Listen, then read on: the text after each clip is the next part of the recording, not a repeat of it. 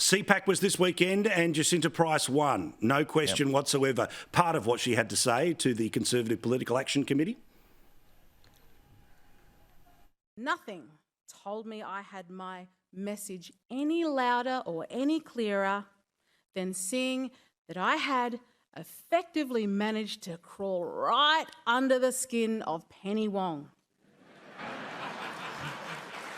Her bolt from the Senate floor and out the door to avoid following Senate tradition, mind you, as government Senate leader, to shake my First Nations hand and congratulate me on my first speech was a clear indication, I thought.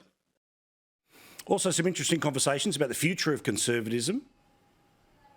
We've heard a lot this weekend, people saying, oh, the party's changed or whatever. I mean, is the party an immutable force, and can people still actually get in and change it from within if they were committed? Well, to be frank, I don't know that the Liberal Party needs a whole lot of changing. It has profound... Yeah, go on. I thought... Calm down, will you? I thought we were a Conservative gathering. You're worse than a socialist audience. Give me a chance to speak. I feel like I found myself on the set of Q&A. Come on, please allow Nick to finish what he's going to say. Now, come on, a little bit of courtesy. We are courteous on the Conservative side. Nick. Listen, I was a profound Conservative and fought every Conservative fight in the Liberal Party for 30 years. I was on the trenches. I know what it's like. So I'm not going to take any, rubbish from you lot. I'm sorry. Now, there's a lot in this that's worth talking about here, Gary, where, look, there is always a certain strain of people who want you to go as hard as possible every single day, take up the fight, provide the sort of halal kills, metaphorically speaking. Nick Minchin, however, is hardly a lefty. If he gets a boo from the audience, what is that telling you?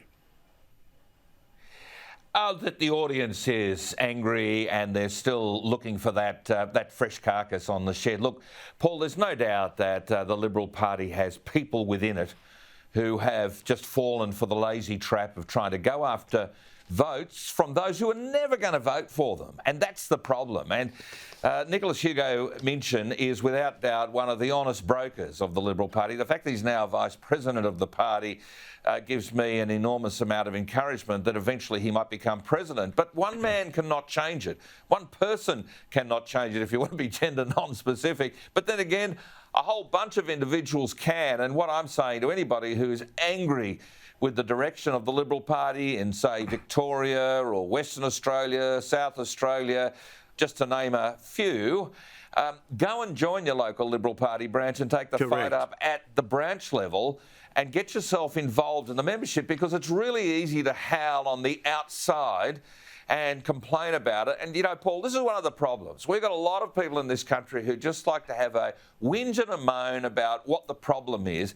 But when it comes to actually putting, the pedal to the metal and getting in there and getting involved, that's where the problem is. And the decisions are made by those who turn up. And these branches have been infiltrated by some pretty ordinary people, and it's been a broad church for a long time, so Nick is right. It's just that a whole bunch of people have stuck a lot of prayer kneelers, those cushions down one end of the pew and have pushed everybody somewhat to the left. And that is the problem. And you're seeing some really pathetic policy choices across many jurisdictions. Not seeing it so much here in Queensland, where the amalgamation with the National Party put an additional set of thoughts and rigour into it. Is it perfect? No. But David Crisafulli has, and with Lawrence Springborg, built a team of people that have the capacity to deliver government. I'm not sure that's true in the other jurisdictions of the Liberal Party. So people can boo, but I say pull out your wallet, join the thing and get involved, and then complain and build and change inside, not just on the outside. Agree completely as well. And also philosophically, if you want every single person in the Liberal Party to get locked into whatever the party position is, if you like the party position, well, then you're arguing for the rules of the Labor Party. And that works when you are not in the majority as well. So be careful here about always going for endless purity tests. I know that frustrates some people. I know some people will be throwing something on the telly right now. I'm not saying it as a lefty, and I'm not saying that the party's anything but imperfect. But exactly what is your alternative here?